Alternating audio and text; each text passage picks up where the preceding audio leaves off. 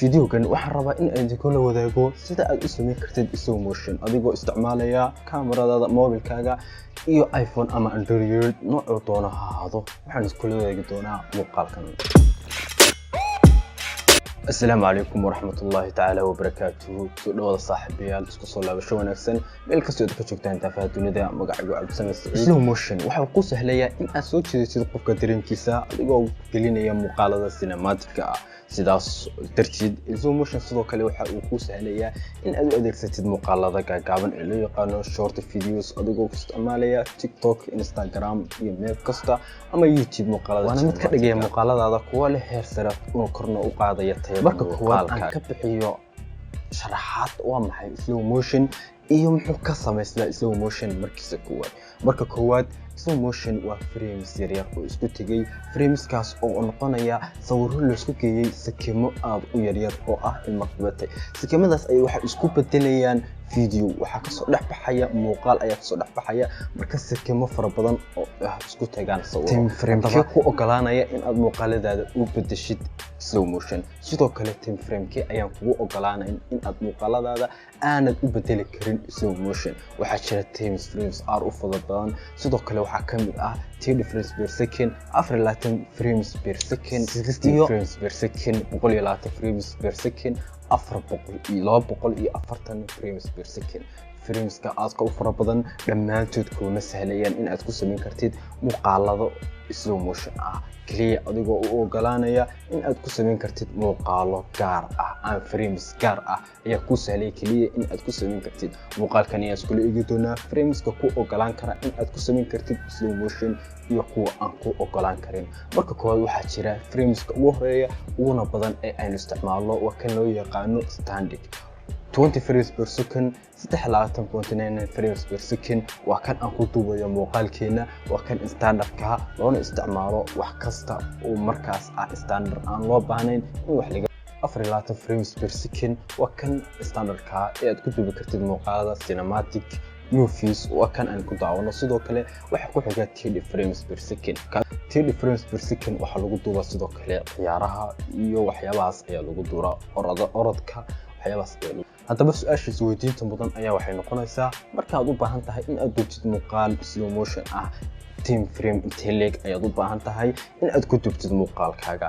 haddaba jawaabtu waxay noqonaysaa time frame-ka ugu yar ee aad ku duubi kartid waxa uu noqonayaa 60 frame per second. maxay tahay sababtu markasta oo aad u baahan tahay in aad slow motion sameysid waxaad u baahan tahay in ay ku kaydsanaado data weyn oo ah frames fara badan in aad haysatid si aad frameska aad dib una yareyn kartid una weyneyn kartid balse haddii aad frameskaagu yahay 24 frames per second kuma ogolaan doono in aad ku sameyn kartid muuqaalkaaguna waxa uu noqonayaa muuqaal googo'aya oo aan ku soo baxayn slow motion aanayna ku raaxaysanayn isha bilaa xaaladaadka ugu badan 20 frames per second dadka ay ku duuba aysan u helin slow motion sidoo kale waxa gelaya gap ama googo marka aad ku duubasid muuqaaladaada 20 frames per second ama 30 frames per second waana kuma sahlayo marka aad la tagtid barnaamijka aad wax ku edit gareysid in aad si wanaagsan frame-ka ugu yar ee aad ku duubi kartid waa 60 frames per second 120 sidoo kale waxaad ku duubi kartaa 440 waxayna ku xiran tahay kaamirooyinka tayadooda badanaa kaamirooyinka mirrorless-ka ayaa badanaa ka heli kartaa frames aad u fara badan balse muhiimadiinu maaha in aynu ku bixino tusaalayaal kaamirada ama aynu wax ka ogaano waxaan u baahanahay mobilada Android-ka ama iPhone-ska badanaa iPhone-sku waxay leeyihiin slow motion original ah. su'aasha ugu badan waxay ka taagan tahay sidee ayaad ugu sameyn kartaa muuqaaladaada Android adigoo isticmaalaya.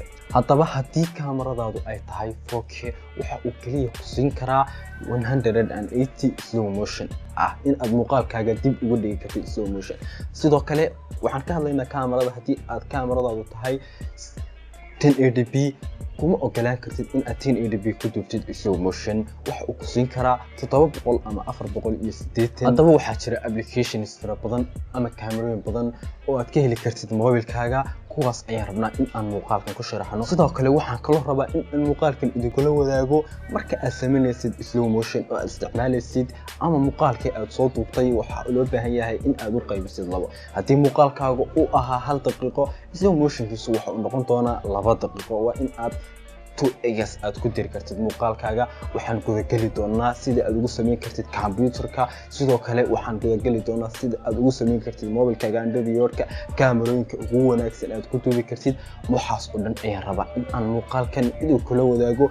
intan waxay ahayd tusaaleynta ama fahanka guud in aad ka haysatid qaabka aad u samayn kartid slow motion.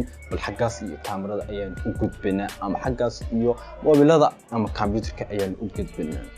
markana saaxiibayaal waxaan ku tijaabinaynaa qaabka aad ugu samayn kartid slow motion mobilkaaga adigoo oo muuqaalkaaga hore ku soo tuubay time frame-ka loo yaqaano 60 frame per second. haddaba waxaad soo furanaysaa muuqaal sameeyaha aad wax ku edit garaysid. aniga waxaan isticmaalayaa KineMaster. marka aad soo furatid application-ka waxaad keensanaysaa muuqaalka markii hore waxaad ku soo duubtay 60 frame per second. waxaad ku ogaan kartaa hadaad u baahan tahay galeriga ta ka bacdi detailska muuqaalka ogow time frame-ka aad ku duubtay haddii aadan kaamirada si aan uga fahmin. marka aad soo duwatid haddii muuqaalkaaga aad u baahan tahay inaad qayb ka mid ah slow motion gelisid, uma baahanaysid in aad muuqaalkaaga laba ka mobil ku kala duubtid ama aad qofka markaad muuqaal ka duubaysid aad laba jeer ka muuqaalkaagii aad soo qaadatay adigoo aanan u baahnayn in aad laba muuqaal ku kala duubtid. kaliya waxaad u baahan tahay in aad jarjartid isaga qayb ka mid ah si aad slow motion u gelisid. haddaad u baahan tahay qaybta dhexe in aad geliso slow motion waa marka aad ku soo fuutay time frame-ka aan u baahanahay. muuqaalka qaybtan ayaad jaraysaa, sidoo kale qaybtan ayaad jaraysaa. haddaba waxaan u baahanahay qaybta dhexe in aan gelino slow motion. waxaan bedelaynaa slow motion-ka muuqaalka. waxaad ka dhigaysaa haddii aad u baahan tahay slow motion 2x oo u dhigan inta uu ku yahay laba jeer. haddaba 1 2 intii muuqaalka uu ahaa in leeg oo data ayaad helaysaa si uu muuqaalkaaga kugu noqdo mid leh slow motion. marka aad u baahan tahay laba jeer dib u celi muuqaalkayga marka kood wuxuu taagan yahay 1 meelahaas ayaad geenaysaa. halkan ayaad ka garan kartaa muuqaalkaaga qaybku sida uu yahay. intaas ka bacdi muuqaalkaaga wuxuu noqonayaa mid yeelanaya slow motion aan lahayn gariir.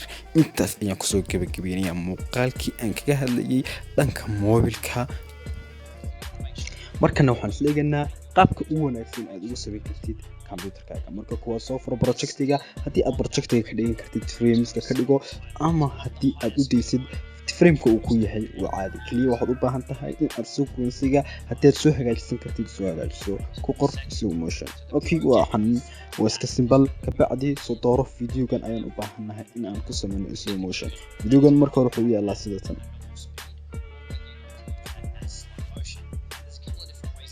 intaas ka bacdi videoga waxaan keenaynaa sequence-geena qaybteena ayaan keenaynaa keep in edit serum baan dhahaynaa. intaas ka bacdi muuqaalkan waxaan u baahanahay in aan dib u celino ama inaan 50% ka dhigno si uu u noqdo slow motion aad u qurux badan.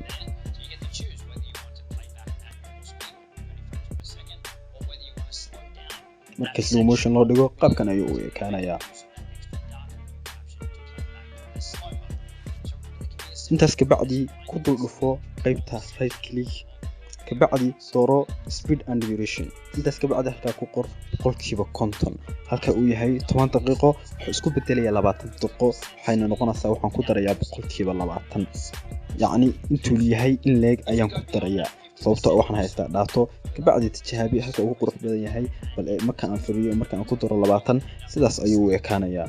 aad ayuu waxa uu gelayaa wax loo yaqaan gaab ayaa galgalaya slow motion-ka. waxa ugu wanaagsan waa inaad muuqaalka intiisii u qaybsaa in leeg. muuqaalkan labaad ayaan isla fiirin doonaa. sidoo kale halkan waxaan u bedelanaa 25 sida ugu quruxda badan ee slow motion-ka aad u samayn kartid waxay ku xiran tahay frame. aad iyo aad ayaad u mahadsan tahay daawashada muuqaalkan. haddii aad halkan naga soo gaadhay ilaawan muuqaalka inaad like garaysid, kanaalkana subscribe garaysid. wassalaamu calaykum waraxmatullaahi wabarakaatuh.